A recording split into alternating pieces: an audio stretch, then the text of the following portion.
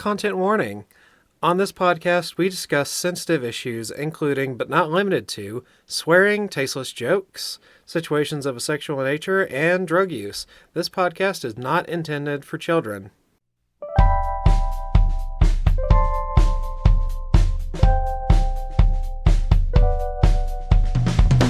Welcome to BiblioWrecks, where we read the worst stories the world has to offer. I'm Bam Bam. And I'm Bugs. And we are doing Johnathan, Livingston, Seagull by Richard Bach. Famous cousin of Steven Seagull?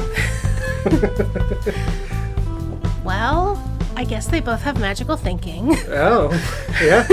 Yeah, one of them is whatever this is. You told me about it and I don't remember. And the other one thinks he can do martial arts. Mm-hmm. Yep, this was a listener suggestion, which I got a while ago, and I've just been sitting on it because I haven't had time. Mm-hmm. And then I was feeling like, this is a short story. Shouldn't be too much work. Let's go. Yeah. How long was it? So, full transparency. Okay. It's a picture book. Huh. Like a children's book? Yes, question mark? Okay. Unsure who the audience is. Okay. I didn't have time to go up to the library 45 minutes away to get a copy. Yeah. Internet Archive had a version that was just text. Yeah. So I read the just text version, and it's possible my feelings about it would have been better with the pictures. Mm-hmm.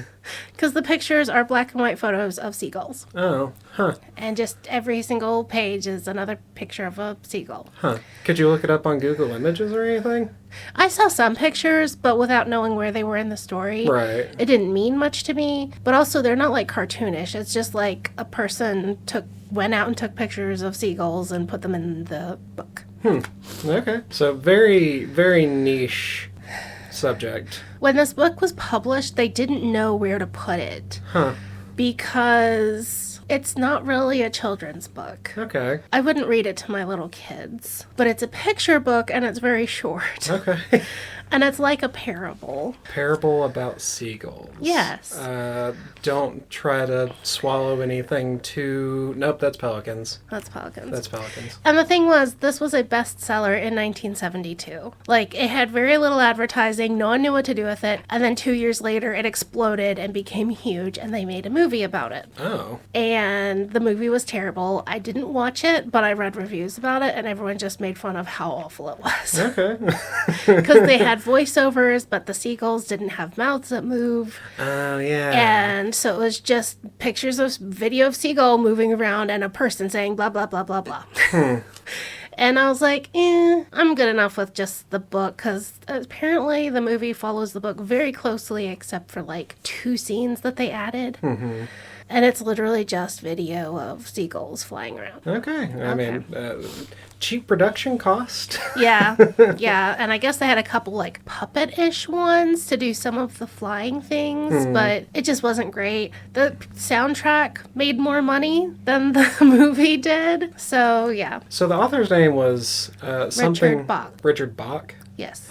Okay, so the story is about Justin Seagull. Johnathan Livingston Seagull. Johnathan Livingston Seagull. Yeah, that's what I said. Yes, it is about Johnathan Livingston Seagull. Johnathan Livingston Seagull, young seagull who loves to fly. Oh. Obsessed with flying. I mean, that's a good thing, because seagulls do a lot of that. They have wings.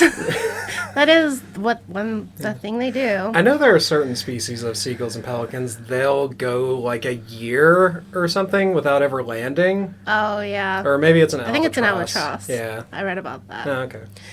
However, other ordinary gulls only fly to get to food. He loves flying for flying's sake. They use flying as a means to an end. Yeah, flying down to dip and get somebody's fries off their plate or something. Yes. Yeah, following the boats that are chumming for fish, and they go and eat the chum, and eat the little fish that come to the top and stuff like that.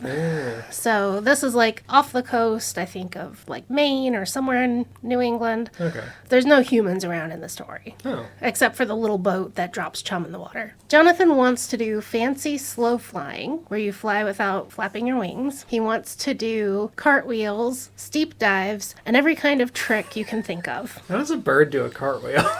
in the air, the head over heels, I Like, guess. I'm just imagining, like, a bird going in, like, circles, like someone threw a throwing star. He's just, like, tumbling sideways. Yeah, that is kind of what it sounds like to me. And he just likes doing tricks. He loves flying, and he loves doing trick flying. Okay. He doesn't behave like a normal seagull. Quote, "Why, John, why?" his mother asked. "Why is it so hard to be like the rest of the flock, John? Why can't you leave low flying to the pelicans, the albatross? Why don't you eat, John? John, you're bone and feathers." Because, Mom, I'm not like other gulls. You wouldn't understand. I'm different, Mom.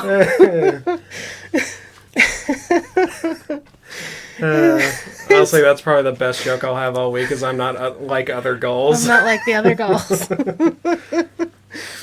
His parents are worried because he doesn't eat, he doesn't act like them, and he's obsessed with flying. He agrees to be a normal gull and tries to fit in for a few days. And he only flies to go and eat, and then he sits on the beach with everyone else and just tries to fit in.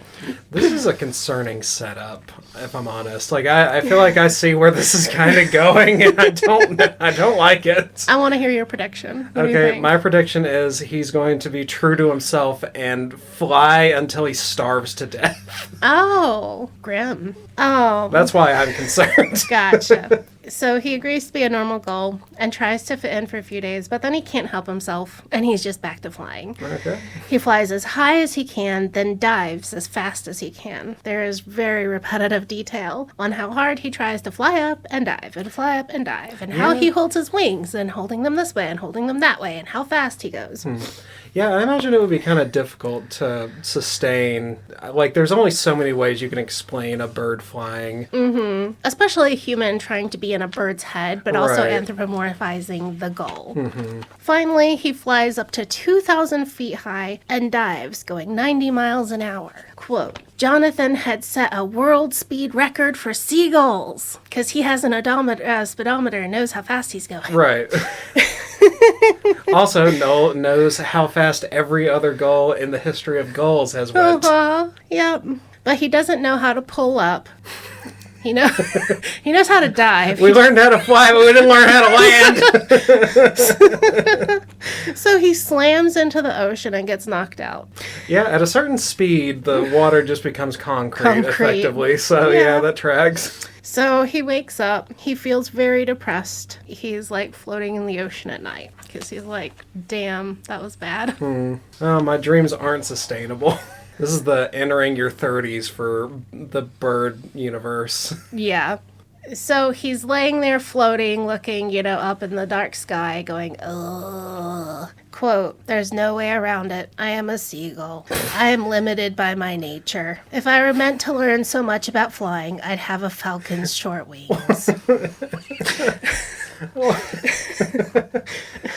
Yeah. Yeah, you are I'm a seagull. simply a gull. I can... If only I were a slightly different bird. Yeah.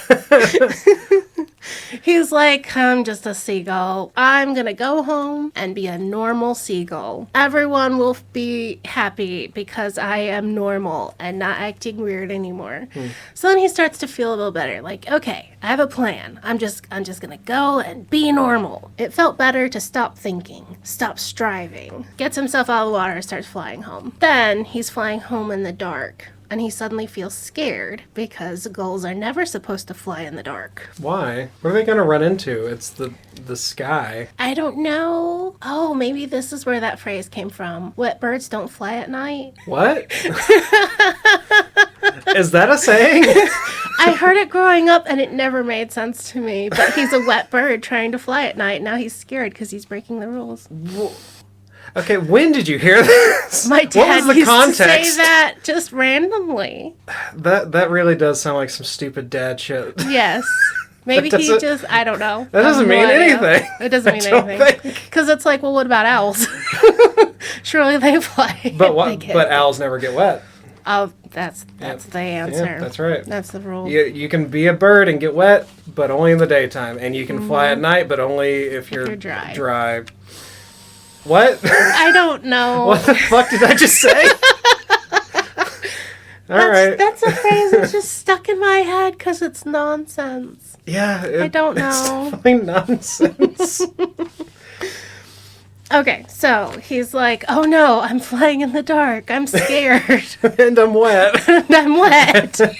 I'm not supposed to fly at night when I'm wet. This is like the boogeyman for gulls, specifically. So he's flying and he's like feeling this way, and he thinks, if you were meant to fly in the dark, you'd have the eyes of an eagle, you'd have charts for brains, you'd have a falcon's short wings. Why would you be what was it, the eyes of a falcon? Is that what the Eyes was? of an owl, falcon's short wings. Okay. Because he's like, I'm supposed to only fly in the day. I don't know if gulls fly only in daytime. It seems like they do probably sleep at night. I guess. But this thought sparks his brain. And he goes, oh, falcons have short wings. I can dive from a super high height if I make my wings short.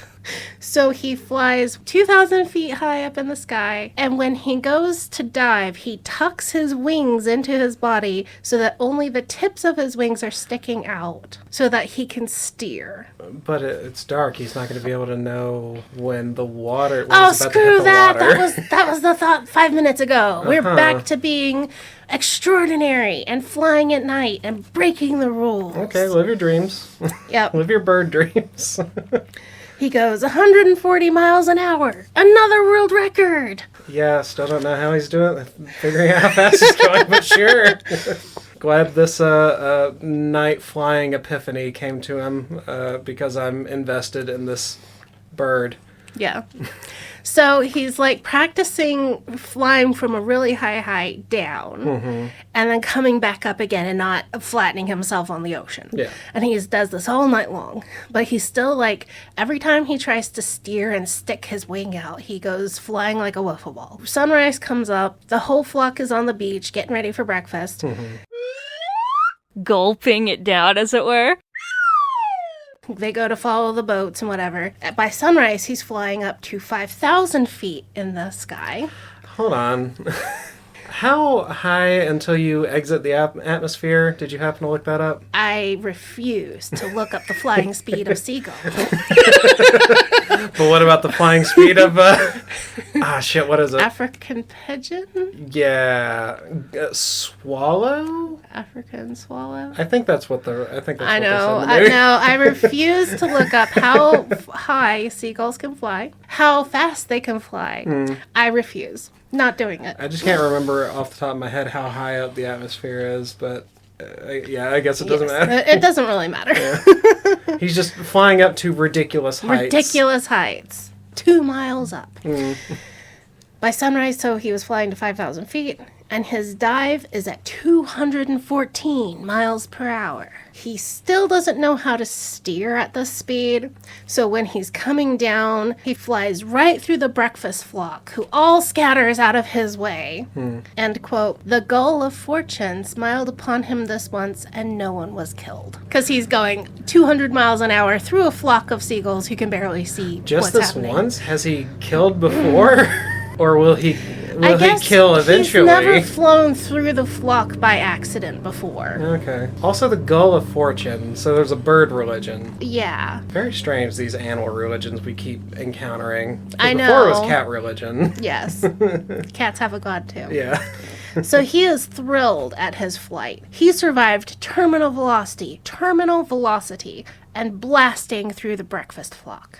So he's like, yes, I'm the best. This was great. This was amazing. And he's so excited. It was a breakthrough, the greatest single moment in the history of the flock. Because he's just sure nobody has ever done any of these things before him. Right, but he's already broken the record like twice now. And now he broke his own record. Right. And then his other So own he's record. just hitting PRs. Yes. And...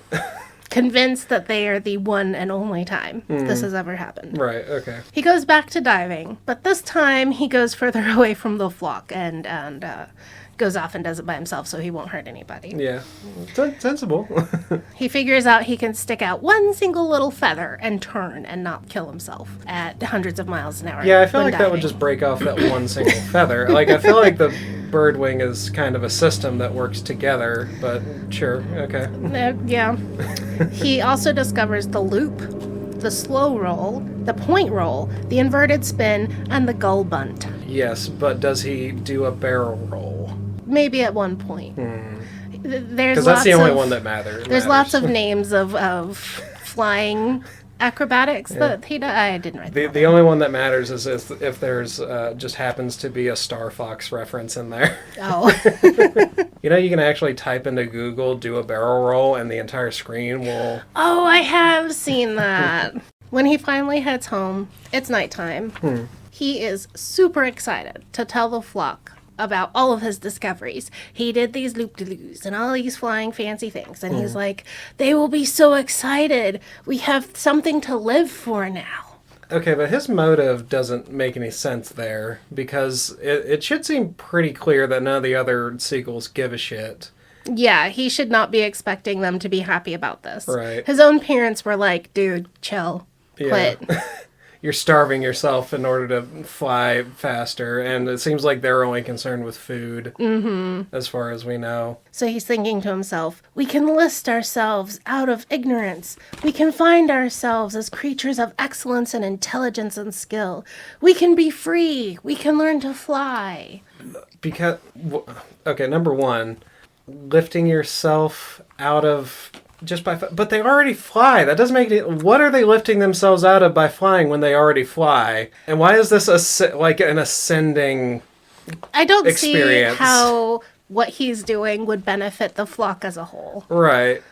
Also, I don't understand this as like an allegory. He's pursuing excellence and he has ambition. Right. And nobody else does. Okay. And the flock is holding him back. Okay. So he goes back to the beach. And he is like, yeah, boy, oh boy, oh boy. And instead, the flock is gathered on the beach waiting for him. It's a council gathering. The elder calls Johnathan to come stand in the center. And this can only mean great shame or great honor. Okay, but wait. Hold on, I can make this work. The count's goal. The count's goal. No, it's not. Nah, Yeah. no.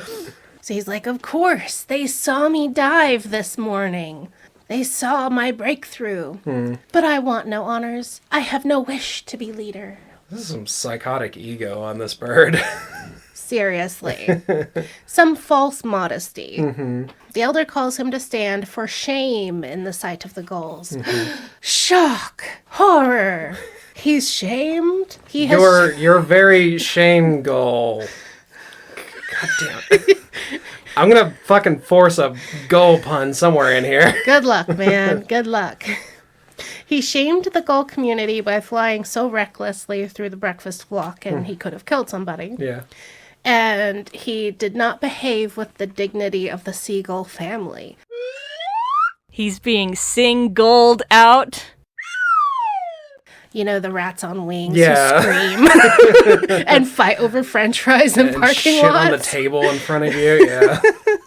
Who will walk up to you and steal the bag of chips out of your hand, like happened to me when I was like 10 when we visited California. Because I didn't know you were supposed to like yell at them and shoo them away. I didn't know they would literally walk up to me and steal my food in my hand. To be called for shame means getting cast out of the flock. And Johnathan is devastated. He can't believe they are kicking him out. Like, he is just shocked, Yeah, beyond shocked. I don't understand. Like, everything in the story so far should lead you to think that, so I don't... Yeah, this is a very deluded bird. I know. He tries to tell them about what he learned, but they turn away. Quote, the brotherhood is broken, the gulls intoned together, and with one accord, they solemnly closed their ears and turned their backs upon him. Dum, dum, dum. So, Johnathan is outcast. He's not allowed to live with them or eat with them or be around them anymore. So, he goes and lives alone on a cliff. He practices flying every day, learning new skills and exploring new places.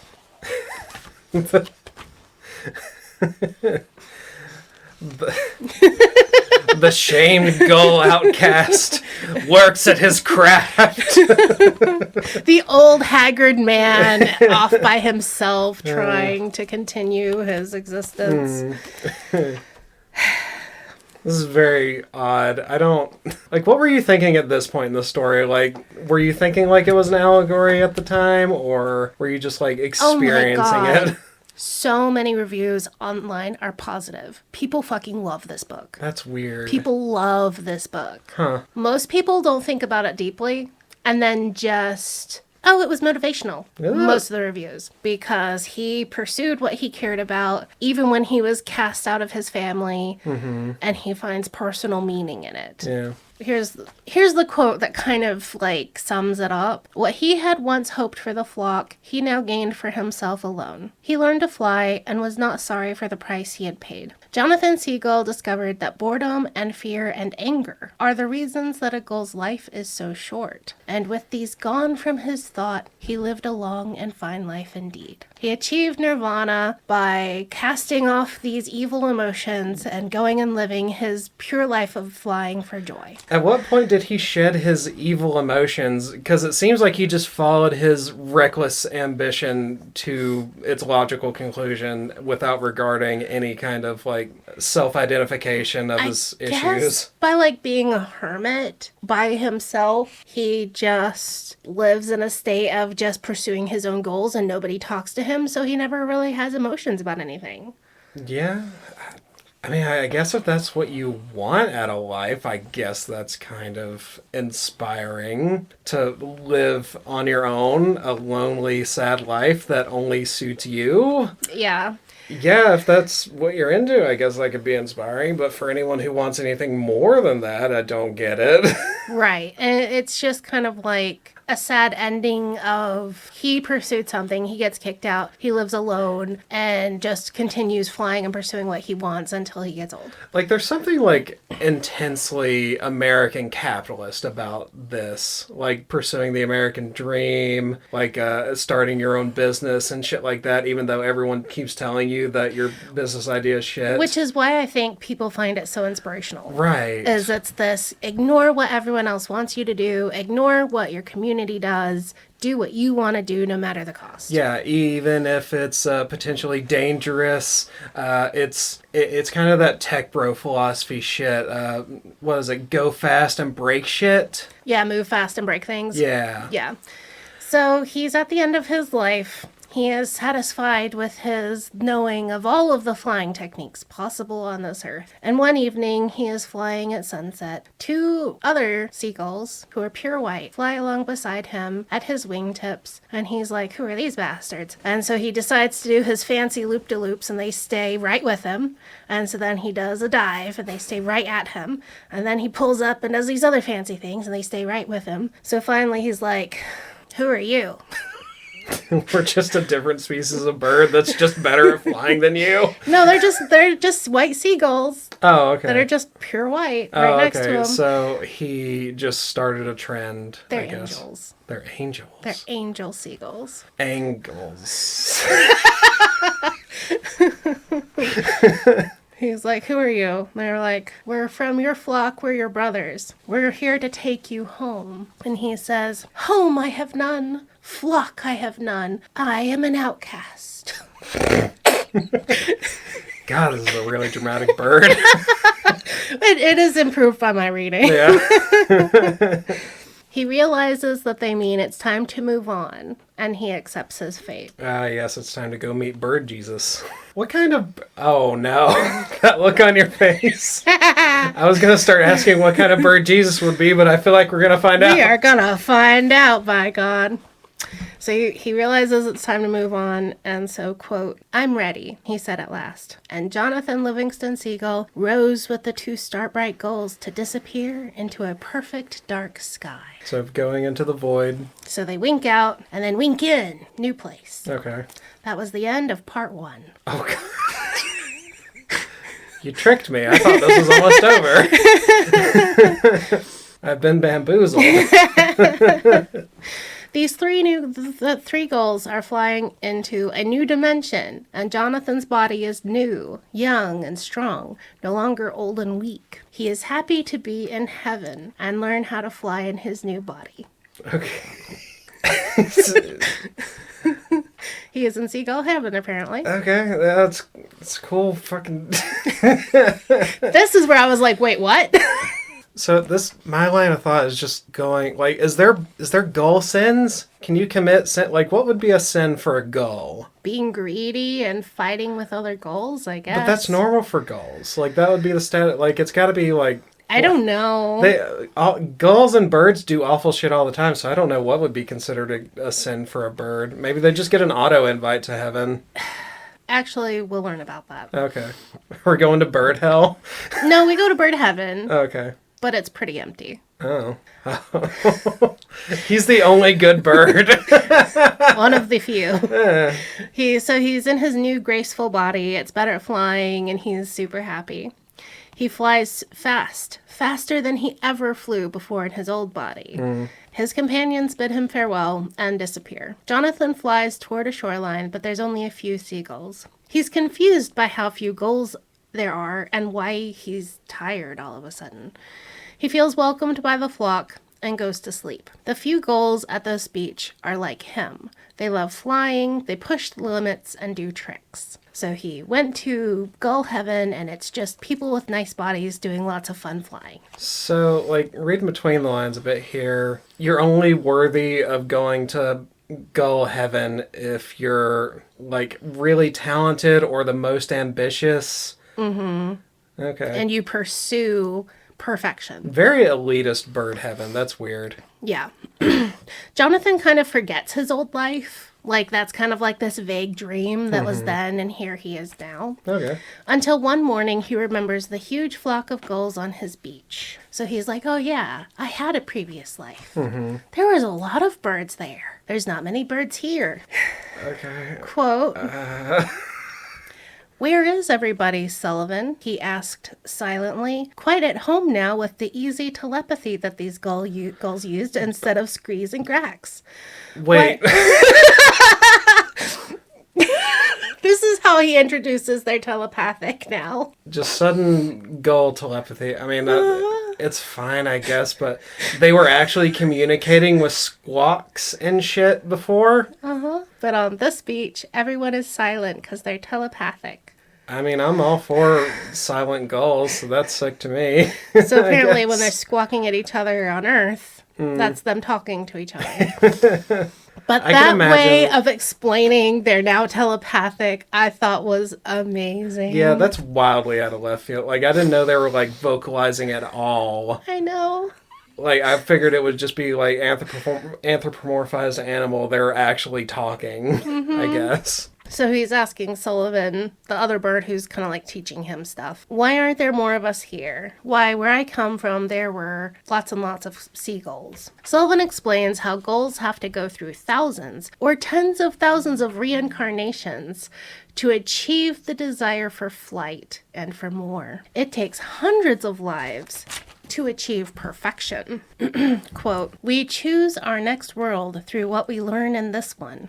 Learn nothing, and the next world is the same as this one. All the same limitations and lead weights to overcome. So when he died, he just got reincarnated as a better gull, and he achieved this in one lifetime, whereas all the other gulls took thousands of lifetimes to get to this plane of existence. Huh. So, like, this is sounding more like Buddhism, I guess? Mm-hmm. Right. Which I was flummoxed at this point. Yeah, this is weird. Like, it feels like we took a hard turn. But, And the first part I was fine with, because it was like, oh yeah, you know, you can strive to achieve your goals and you might pay a personal price, but sure. if that's what you want, you can pursue that. Yeah. Fine. But apparently pursuing your goals and pursuing perfection gives you enlightenment. Yes. To the next plane of existence. Mm-hmm. Okay. Where there's telepathy. Bird telepathy. Johnathan Livingston Seagull is the bestest of best boys. Achieved all of this in only one lifetime. It was kind of like back on the beach where he was like, it's just that same frustrating thing we come across in so many books.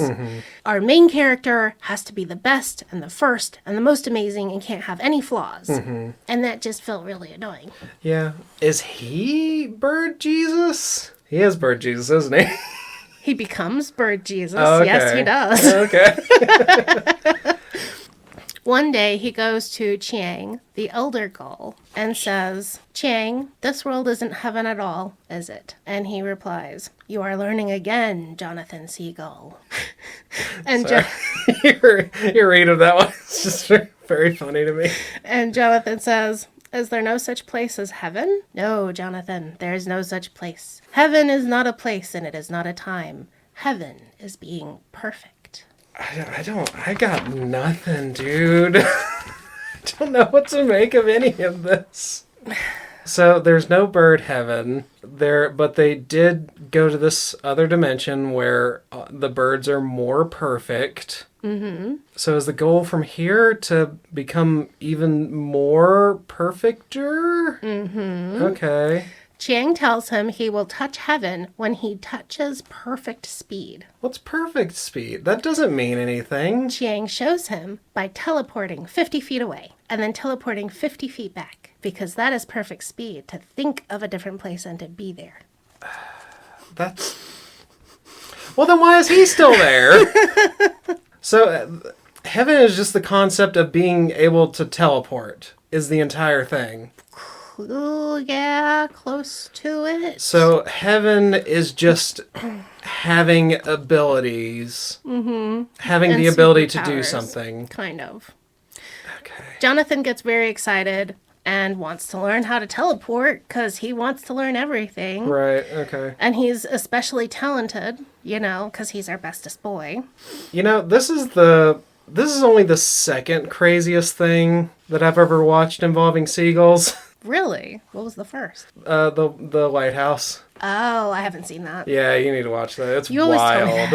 that. You can go to any place and to any time that you wish to go, the elder said. I've gone everywhere and every when I can think of. He looked across the sea. It's strange. The gulls who scorn perfection for the sake of travel go nowhere, slowly. Those who put aside travel for the sake of perfection go anywhere, instantly. All right, so we're up to bird time travel.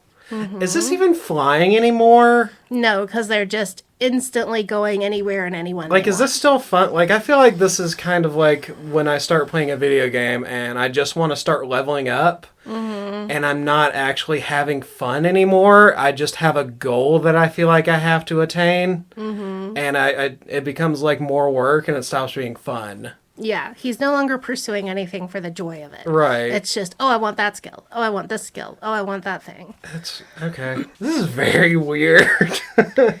He tells Johnathan how to teleport. Are you ready? Oh, God. So wait a minute. He just has to tell him? Like, he doesn't have to, like, I don't know, like, work at it for years and years like he did to be able to do... You've forgotten he's our bestest boy who becomes Seagull Jesus. Yeah, okay. So Chiang is speaking to him. He says, to fly as fast as thought to anywhere that is, you must begin by knowing that you have already arrived.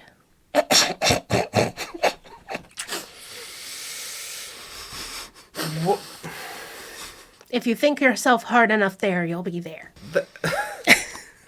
Like, this is like getting into, like, this is almost like mind over matter... Mysticism. Like fake Eastern mysticism stuff.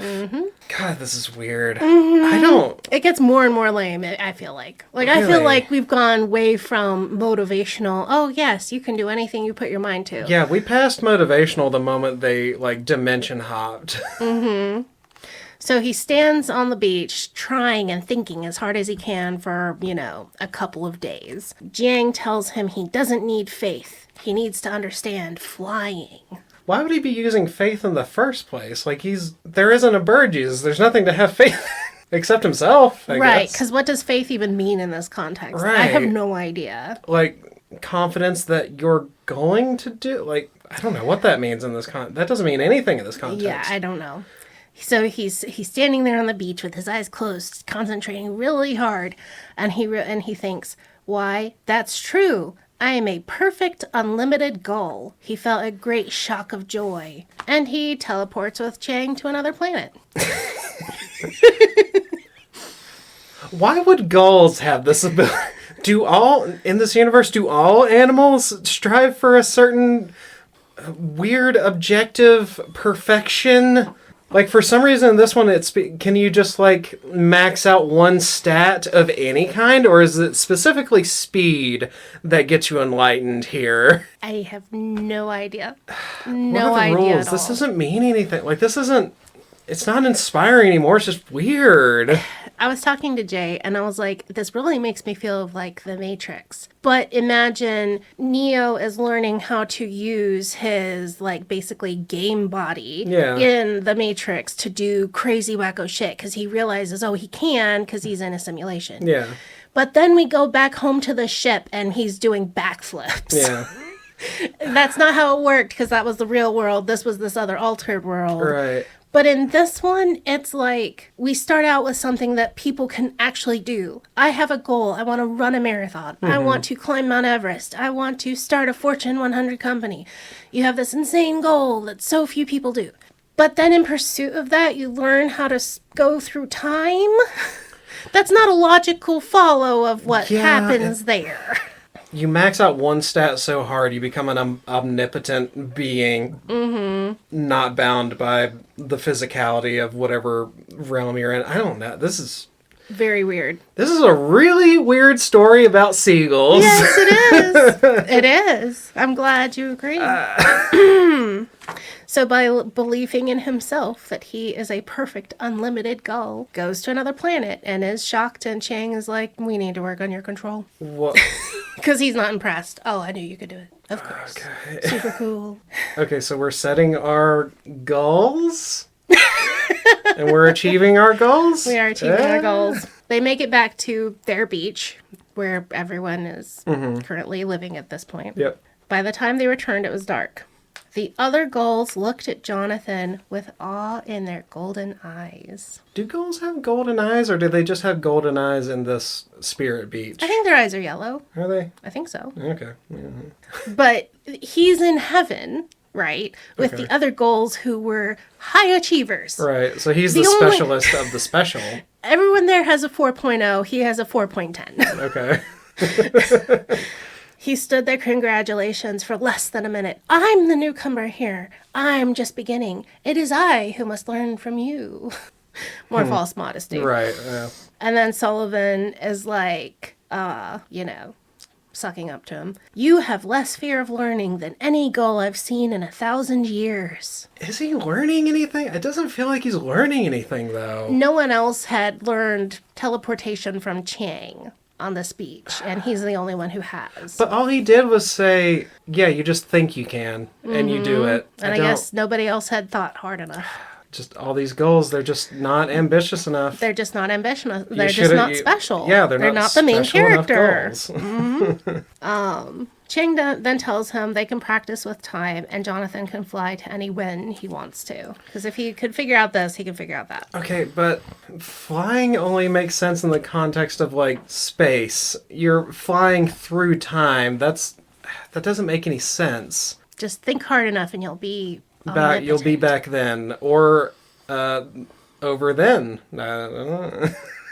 So Chang is the elder, and everyone knows he's getting ready to move on to the next plane. Okay. And he's their most highest achieving goal, and so whatever comes next, he's obviously moving toward. Was this written by Steven Seagull? Because this somehow seems more diluted than Steven Seagull somehow. This was a bestseller in 1972. How? This made him so much money. I get...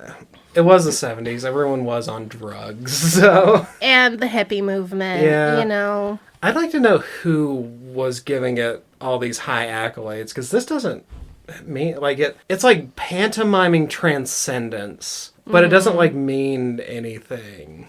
I know, it doesn't feel like this is... Like, it feels like it thinks this is transcendent, but it doesn't. This is nothing. I know. It feels like fluff. Yeah. Like hot air. I know. I'm just like, what? But you get the hot air and you can ride the vents, and that's how the seagulls fly for a long time.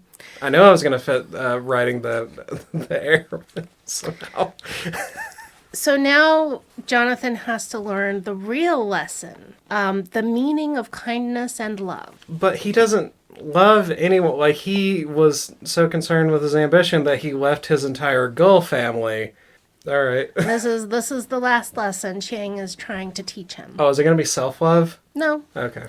Johnathan, he said, and these were the last words that he spoke, keep working on love. So Chang is gone. He disappears. Johnathan kind of becomes the main teacher because he had learned the things and was the special student for a while. And so even though he got there the most recent, he's the leader because he's the bestest at everything. I guess so. Like, I'm failing to come up with anything to comment because it doesn't mean anything. This is weird. Johnathan starts to think about his old flock on Earth. He wondered if there were gulls there like him who had talent but no teacher. Quote, and the more Johnathan practiced his kindness lessons, and the more he worked to know the nature of love, the more he wanted to go back to Earth. Okay, so he's going to reincarnate back on Earth to teach the other He doesn't have gulls to reincarnate. He can go anywhere and anyone he wants. Oh, right. Teleportation, time powers. Forgot about that. Yep. Yep. Sullivan, who was once like his teacher and is now his equal or follower kind of, doesn't think that it would do any good to go back to Earth. Because he's like, they kicked you out the first time. Why would they listen to you now? Because I'm Gull Jesus? He thinks Johnathan should stay and teach willing and able students, because these are the ones who had ambition. These are the ones who were the cream of the crop. Why would you leave them, the ones who are good, and go try to help people who are bad? Which, does that make you think of any Jesus parable? Honestly, I've just got gull puns going on right now. Like, I'm trying to fit gullible somewhere in here, and it's just not happening. I can't focus on what you're actually telling me. It makes me think of the parable where the shepherd left the 99 sheep and went off for the one that had strayed, and how Jesus talked about not coming for the good people, but coming for the people who were lost. Because Johnathan is like, well, the ones who don't know are the ones who really need me. You all can just continue what you're doing, and you had Chang, so you can just continue on the way you are here. Sure, I guess. He tells Sullivan he's going to go back home to Earth, and Sullivan is sad and says he'll miss him. These are seagulls. I keep having to remind myself that these are seagulls and not people. Why? I don't understand why. What is the effective reason that you could do the story just the same with people? Why is it seagulls? Like, what does that really serve? Like, you could do the same story except it's someone who wants to be like a crack shop pilot or something, or some other perfective pursuit or something. Maybe the author really, really loved birds. I feel like that's pretty fucking clear. I don't know. Because it really doesn't feel related to bird life anymore. Yeah. It did when we were talking about flying. Yeah. Or, diving for fish or finding bugs Yeah. or bird things. But now we're completely separate from gull life. We've got superpowers, and it's weird that that's on a seagull. So Sullivan is sad, and he's like, I'll miss you, don't go. And Johnathan shames him for that. What? Johnathan says, if our friendship depends on things like space and time, then when we finally overcome space and time, we've destroyed our own brotherhood. But overcome space, and all we have left is here. Overcome time, and all we have left is now. And in the middle of here and now, don't you think that we might see each other once or twice? The seagull is such a dick. Because he's like, once you learn how to go through time and space, you can come hang out with me, bro. Get your act together. Also, it's just someone's just saying, "Oh, I will miss you while you're gone," and not just being like appreciative that they care about you. Yeah. God, the seagull sucks. We are above missing each other. How dare you be so? This is the second worst seagull or seagull. Because, I mean, this bird sucks, but he's not doing human trafficking, so. Or loving Russian propaganda and loving Putin. Yeah. Allegedly. Allegedly. So they say farewell, and Johnathan teleports to Earth to his old flock. End of part 2. Oh my god, there's another part? Should we do an ad break now and you can cut the other one? Do you want to learn the skill of teleportation? Do you want to go any when you want?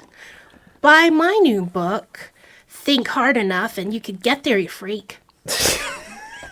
Or my new book, 1001 Goal Puns, coming next June. I feel like it's going to come... I feel like it would take me at least a year to come up with 1,000 goal puns. You could do 3 a day? Yeah. Maybe if Lily helped you. Yeah, she's a lot better at puns than I am. She can do all of the puns. But I'm going to get the credit, so that's all that matters. Because you're a man. Right. Goal ads. Oh. Mine. Hello, bad book loving friends. Just updating our socials. We're on Blue Sky now at bugs-bibliowrecks.bsky.social. We have a Substack at Bugs and Books, and the profile name is Bugs at BiblioWrecks. And of course, our website, BiblioWrecks.com. Drop us a message and check out the content that Bugs works on. She's really good at the social stuff. And let's get back to that bad book. And we're back. And we've started a new bird religion. Mm-hmm. Okay, which one do you think is weirder at this point? Do you think the cat religion from Con a Maine Coon was weirder than this, or do you think this one is? Because on one hand, we've got reincarnating cats. Right. That also have ghosts and are obsessed with their mother. owner. Yeah. But on the other hand, we've got gull dimension reincarnation. Okay. Where all that matters is ambition. I feel like this one is at least allegory. That one was a woman writing fiction and pretending it was not fiction. Yeah, like it was like a weird kind of self-soothing thing. She was writing herself into a story where her cats worshipped the ground she walked on. Right. And that part made me feel really icky. Yeah. I guess, that one didn't really have an overarching meaning. No, it was just, how can a woman who made her cat survive a year of cancer treatments and wouldn't let him go? Yeah, and try to rationalize make herself feel better, and then, oh, this cat meowed at me. It must be the reincarnated soul of this other cat that died last year. Yeah. You know, like, it was just a woman who was like, I want to live in this world and I'm going to write it down. Yeah. And everyone else can see what my fantasy is. But on the other hand, this one, is there a meaning at this point? I don't understand it if there is. Like, it's just ambition and perfecting yourself to the nth degree. Also, I don't think that Buddhism would encourage you to pursue a personal ambition to the point you leave your community. Yeah. Well, I know they do like monks and stuff, but that's within a community. Right. So it could have been maybe the beach with the enlightened seagulls is like a monastery. Right. Yeah, that would be Gull Monastery. So, and then now he's returning to his home, and recruiting. That's kind of, he does recruit, kind of. Shepherding the other bird. Can you shepherd birds? What do they call people who keep birds? They just call them bird keepers, right? I do not know. Okay. Well. Someone who does falconry is a falconer. I don't know. That one sounds so much cooler. Why couldn't this have been about falcons? Like, a gull is such a stupid bird to be obsessed with. I know, because they're just so loud. I don't think they're pretty. Yeah. They just, I don't know. This person thought they were beautiful. And loved them. I guess so. Like, your opinion's valid, but it doesn't mean it's not fucking weird. Yeah. We meet Fletcher Lind Seagull. Why do these... They all have the most absurd names. Number one, the last name is just Seagull. We could just drop that. Because we know they're seagulls. Mm-hmm.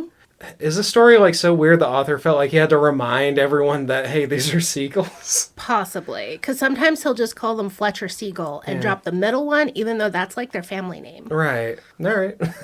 I don't know, but we meet Fletcher. He is a recent outcast and flight enthusiast. He's flying toward the far cliffs, the same ones that Johnathan had made his home way back where he when. did his hermitage. And he's angry that a barrel roll near the Elder Gull got him kicked out of the family.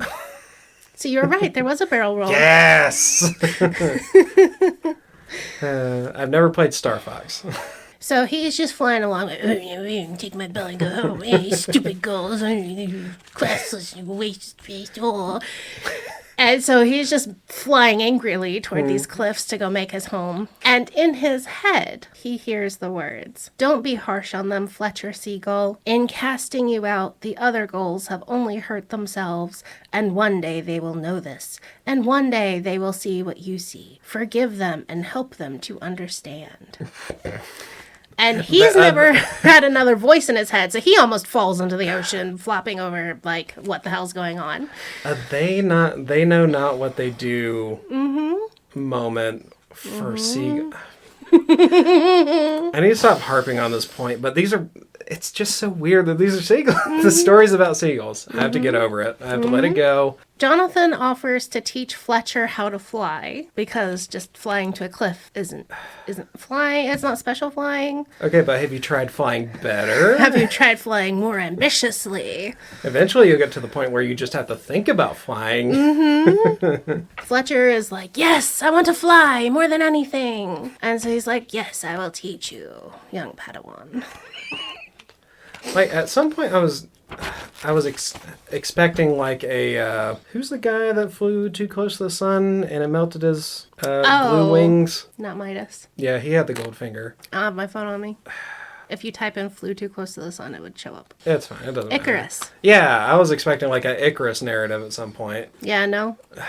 Yeah, just fly fast and break shit. Johnathan spends time teaching Fletcher flying tricks. Johnathan knows all of the loop-de-loos and rolls and slow flying, where they fly as slow as possible without stalling and falling. That's a thing we spend a lot of time in the book talking about. Okay, but birds do that just by like riding the air, like the hot air currents. But they do it special. Okay. Fletcher struggles with the 16-point vertical slow roll and calls himself dumb and useless. Johnathan just you're corrects... a gull, so yeah, you're pretty dumb and useless. Yeah. Johnathan just corrects his maneuver and encourages him to try again. Because now Fletcher is the young, hot-headed one, and Johnathan is old and wise. Yes, the like, sagely bird. Yeah, okay. After 3 months, he has 7 students in total, all outcasts who loved flying. So they have flown too fast or too close to the Elder Gull, and they get sent away off to the cliffs to go die alone or something. Johnathan tries to teach them the philosophy, all of this high-thinking stuff. But they only care about flying. They want to fly fast and fly slow and fly high and fly low. So they just kind of ignore him. But I have to read it to you, like what he tells them, because it is so funny. Oh, God. It's going to be like so far up its own ass. Okay. Like he is. Your whole body, from wingtip to wingtip, Johnathan would say other times, is nothing more than your thought itself, in a form you can see. Break the chains of your thought, and you break the chains of your body too. God damn it. I don't know how anyone could get to this point and be like, oh, this is inspiring, and that be the takeaway, because this is so fucking dumb. And they're just like, fall asleep. Yeah, they're as bored as we are. They're as bored as we are. They just fall asleep. The crack shot gulls, they just want to go fast. One day, Johnathan declares that they are going to return to the flock. He's just like, we're going back to the beach. So he takes off, and all the other gulls are like, we can't go there. We've been kicked out. Yeah, we got banished. We're outcasts. We can't go there. But Johnathan just ignores them and just flies away. So Fletcher says, well, we don't have to obey the law if we're not a part of the flock, do we? Besides, if there's a fight, we'll be a lot more help if we're there. So it's kind of like, we're outside the system. The law don't apply to us anymore, so we can break it. Yeah, I guess so. But it's fine. Like, is there going to be, like, a bird war? Is Johnathan Livingston Seagull, is he becoming, like, this weird deific tyrant or something? He's going to force everyone else to pursue speed perfection Not against quite their will? that aggressively. Okay. Everyone catches up with him, and they all fly in formation down to the beach. And it startles the whole flock. They're like, flying around. It's all confused. But some of the seagulls noticed how beautifully and nicely they flew in and admire. Yes, they're enticing the gullible ones. I got it in there. I got it in there. Finally, the elder gull declares that anyone who speaks to them becomes an outcast himself, and they aren't to look or listen to the outcast gulls. Johnathan ignores all of this and instructs his students to practice their tricks. So he just pretends he's there, this is his beach, and nobody else matters. He just walks right in, takes over the place. What are they going to do? Yeah, they can't fly to catch us, so what are they going to do? Right, like what are they going to do? Can't do nothing. After a month of this, a gull crosses the invisible line and asks to be taught how to fly. Because of course, even though they're not supposed to be watching, some of them are. Right. And they're like, that's so gorgeous, I want that. Oh, they're so ambitious and perfect, I want to be them. They seem so cool. Which really makes me think of how the Christians would be like, live out your life online and in front of people, and you having a gorgeous, perfect life will make them want to be part of your religion. Right, like you're a part of the religious advertising. Yes, your body, your family, your attitude is all advertising to join the religion. Right. So if you have a bad day, you have to praise Jesus for it, because otherwise you're a bad advertisement. Yeah. This is so weird because it's like, at first, like, there were, like, consequences to the pursuit of this for Johnathan. Flying so much and not feeding himself and not taking care of himself that he was starving to death. And then he got shunned, and now there just aren't any consequences to doing any of this. Right. He's just trying to take it mainstream. Right. Everybody do it this way. Everyone, because if enough people are in his flock, it becomes the flock. Yeah. If we get enough Supreme Court justices. So the one who crossed the invisible line becomes an outcast, and the 8th of Jonathan's pupils. The next night, Kirk Maynard Gull wobbles across the sand, dragging his wing, and begs Johnathan to help him. Oh God, is he gonna heal the broken? I want to fly more than anything else in the world. Come along then, said Johnathan. Climb with me away from the ground and we'll begin. You don't understand. My wing. I can't move my wing. Maynard Gull, you have the freedom to be yourself, your true self, here and now, and nothing can stand in your way. It is the law of the great gull, the law that is. Are you saying I can fly? I say you are free. So is he the great gull at this point? And Maynard Gull is able to just stand up and fly away. They all climb into the sky and fly together because he knows he is free because Johnathan told him he's free, and that heals him. And this reminds me of Jesus at like the water telling him pick up your mat and walk, you know? Yeah. Like, oh, if you have the intention and the belief to do it, you'll just do it. Right. So this is just more mind over matter. Yeah, your broken body isn't an actual obstacle that you're unable to overcome. Through the power of sheer ambition, you will fly on your broken wing. It is no longer broken if you think it's not so. This is this kind of inspiring ambition is like potentially dangerous, I feel like. Because if someone is like disabled in a way that they can't ambition their way past, like this could lead to like some like really victim blamey very fast. Where people try to figure out, like, well, what's stopping you from overcoming your disability or your injury or your illness if you just thought hard enough. And then it causes people to burn themselves out trying to do that. And, like, ruin whatever possible happiness they could have. This book about seagulls is getting real fucking dark. So everyone in the flock knows what happened because this bird was screaming, I'm broken, and now it's saying, I can fly, and it flies away. So all of the gulls are just like 1,000 gulls make a circle around Johnathan to listen to him preach. Yeah, because he's doing miracles. Because he's doing miracles. He's miracle gull now. Miracle gull. Miracle? No, okay. They don't care about anyone else making proclamations anymore or being outcast, because this is better than any kind of, Yeah, because they're all traditions. they're getting enlightenment, and they don't need to rely on the old ways because they can fly fast. So here's the description of his basically preaching on the beach.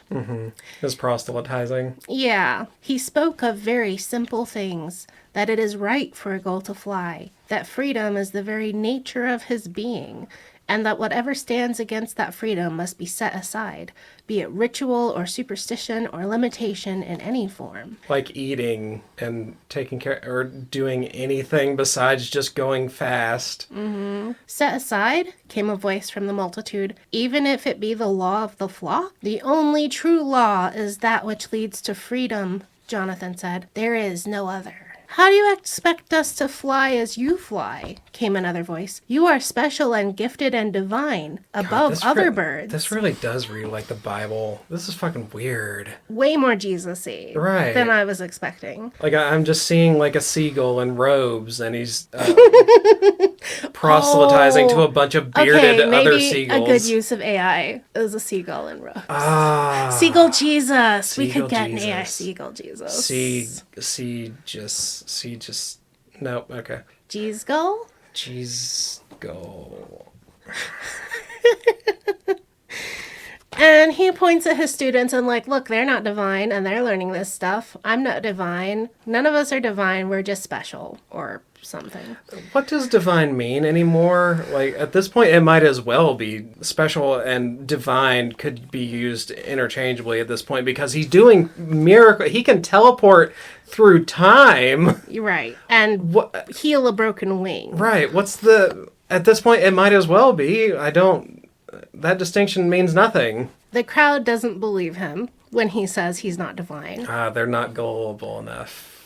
I'm going to jam it in here as many times as I can. But the crowd gets bigger, and soon there are whispers. Wait. No, they're back in the regular plane now.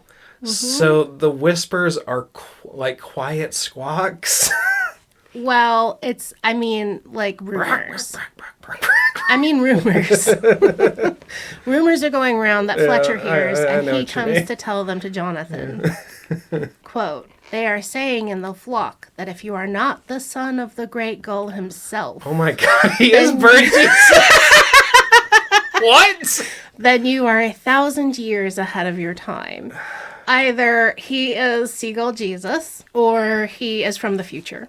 And then he whispered back, one of you will betray me on this night. Actually, he has a pouty fit, and he's like, poor me. What? He pouts. It sounds like a compliment. Like, either you're the son of God, the literal son of Gull God, or you're a time traveler because you're so far above us. Like, both of those are just... You just take those as compliments. Literal quote. Johnathan sighed. The price of being misunderstood, he thought. They call you devil or they call you God. Who friggity who? No one's making you do this. This is a mission you assign to yourself. I'm just having trouble understanding the motive. Yeah, I don't know. Because he came back wanting to teach people flying and philosophy, and he is. Yeah. Why didn't he expect their reaction to be, oh, wow, you do things we don't do. You must be special. Our only concepts of special are time travel or God. Yeah. Like, the only thing he's wanting is, like, absolute appreciation and, like, adulation to him. Yeah, it's really weird. Soon his students are teaching other gulls. So, in a way, his students are like disciples. And then they go off and collect disciples. And it's like an MLM. Yeah. No, hold on. It's, M-Gull-M? I was trying to figure out something with pyramid scheme. One morning, Fletcher is showing off his high-speed flight to his class, because he has his own class now. Okay. He's flying like super fast across the beach when a chick gets in his way, and he takes a hard, abrupt turn and smashes into a cliff. He leaves his body, which is technically dead, but Johnathan is there. What? So, all right, we're up to Ghost Gull now. We're up to raise men from the dead like Lazarus. Oh, okay. The voice came to him in his head, like the day he met Johnathan. The trick, Fletcher, is that we are trying to overcome our limitations in order, patiently. We don't tackle flying through rock until a little later in the program. Johnathan, also known as the son of the great gull, his instructor said dryly. Denying your divinity while resurrecting somebody is right. A choice. God damn it. I don't... And Fletcher is like, aren't I dead? Didn't I die? Yeah. What's going on? No, stupid. Just ascend to the next level and you won't, idiot. How did you know? He tells him, you can either come back to your body and continue your job here, or ascend to the next level and go to Gull Heaven. Which isn't Gull Heaven. It's just the next plane of existence. Fletcher is like, oh, I want to go back. I was in the middle of something. Now I gotta go back and delete my browser history. I can't die right now. I didn't write my will. So he's like, no, I want to go back. And so he comes back to his body on the beach with 1,000 gulls surrounding him screaming because they saw him die. And then he shakes himself off and stands up and they scream, he lives! He that was dead lives! Touched him with a wingtip, brought him to life, the son of the great gull. And there's just someone else on this, just a person on the beach is just hearing this, and it's just a bunch of screaming birds. Fletcher comes back to his body and is very overwhelmed by the screaming birds standing around screaming about Gull Jesus. Yeah. And Johnathan is like, do you want to go somewhere else? Because this is overwhelming. And Fletcher's like, yes, please. So he teleports them off down the beach, away from everybody. And Fletcher had never done that before or seen that before. So he's shocked, like, what? I am struggling right now. Does any of this mean anything? Or is this just building up bird Jesus lore? I don't know. If there's anyone that's gotten to this point in the episode, because this is insane, please somebody explain to me what the fuck is happening. So all that happened, and Johnathan and Fletcher are standing a ways down the beach, and Jonathan's like shocked because we're somebody else or somewhere else now. We teleported, and Johnathan is like, why is it that the hardest thing in the world is to convince a bird that he is free and that he can prove it for himself if he just spend a little time practicing? Why should that be so hard? Because the gulls are acting like gulls. And he is this other weirdo person acting like everyone should be exactly like him. Right. Even though none of their experience was like his. And we've already established it takes thousands of lifetimes for a gull to even become close to what he is. Right. He's like a snobby elitist gull. Mm-hmm. And he's just like, why is no one as good as me? Mm-hmm. Why can't I just tell them, oh, imagine perfection and you can blink down the beach, when it took him, with a master, days to even be able to do it? Well, it also took like his actual entire bird life, and then ascension, and then further ascension, and then returning to get to this point. Mm-hmm. So I don't understand why he thinks you can skip all those. For all he knows, these steps are all necessary for bird divinity. I don't. God and none damn of the it. other birds have. What the fuck is bird divinity? Yeah. Fletcher asks, how could Johnathan love a flock of gulls that tried to kill him? And Johnathan tells him, you don't love the hate and evil. You love the goodness in everyone. He reminds Fletcher of the angry young gull he was when Johnathan came back, and now Fletcher is a teacher and mentor. Fletcher gets upset that Johnathan is talking of him leading and teaching and asks if Johnathan is leaving. He's like, wait, are you leaving me? Because that's how Johnathan is sounding. Johnathan is like staring off into the distance. You don't need me any longer. I'll return in your lifetime or 2,000 years, whichever comes Episode first. 10. I will return in episode 9. I don't know. I didn't watch the rest of Star Wars. A moment later, Jonathan's body wavered in the air, shimmering, and began to go transparent. Don't let them spread silly rumors about me, or make me a god. Okay, Fletch, I'm a seagull. I like to fly, maybe. What? Hold on. You're going to show up and promote ascension. You're going to revive a dead gull. And then you're going to be like, don't let them start a religion about me. While creating disciples and your own little cult on the side. And like advertise for your cult. Not very ascended behavior to me. This is a very limited thinking bird. Maybe he's bird-brained. It's right there! And I didn't take it. Jonathan! Poor Fletch. Don't believe what your eyes are telling you. All they show is limitation. Look with your understanding. Find out what you already know, and you'll see the way to fly. What does look with your understanding mean? No clue. It's more that mumbo-jumbo bullshit I don't like. God, this is so weird. So he leaves Fletcher. Fletcher is just kind of like, now what? I guess I gotta go teach everybody the teachings of Jesus, Johnathan Gull. And then he just goes, nah, I'm gonna shit on somebody's cell phone and steal their fries.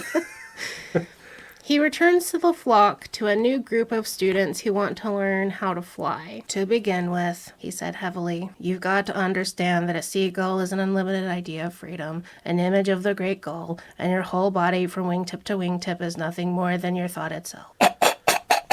What? And they stare at him with crossed eyes, because what the fuck does that mean? That doesn't... What? Okay. No, just, you're right there. So I'm going to wait and try to figure this out after you're done. The young gulls don't understand that he should just, and he's like, oh wait. He realizes he should just start with level flight and worry about the philosophy later. And he has a moment of insight where he sees the gulls as they really are, and he loves them. What does that mean? The end. What? Okay. I know I ascribed drugs to a lot of books. This was the 70s. This was the 70s. 69? 70? Yeah. So is this just some burnout beach bum, like trying to figure out the meaning of life? I love that idea. He's just laying there high as a kite, watching birds and imagining them having these little lives. Like, I don't even imagine him, like, sitting there high. Like, I'm imagining him, he's already went through a whole ordeal of acid and everything else. He is burnt out. He is like a husk of a person, and the only thing he can, like, rouse his psyche up to do is watch these birds. And then he managed to, he got a hold of some fucking paper towels that were crumpled up on the beach. This and author wrote other stuff too. What the fuck? He wrote one called Illusions, and some people say they like that one better than this one. I don't know what it's about because I didn't read it. I guess he was a writer. I think he may have been a teacher. I don't know. I didn't look into him too closely because this felt like enough. Like, if you just take it on face value, it is so bizarre. I don't feel like I have to know anything about this author to know that I never want to read him again. Mm-hmm. I was like, if people, if they liked this and they liked Illusions better, I don't know. Like I understand the aspiration part of part one. Yeah. But the rest of it's just like woo-woo nonsense. Mm-hmm. And it's like trying to be philosophical.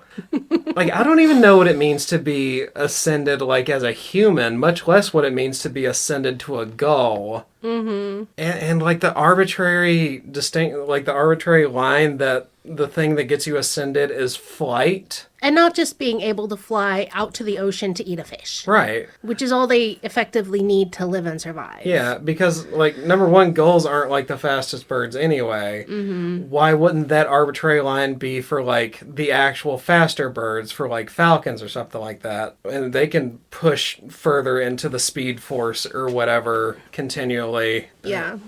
Or is this all do all birds seek to pierce the veil of reality through speed?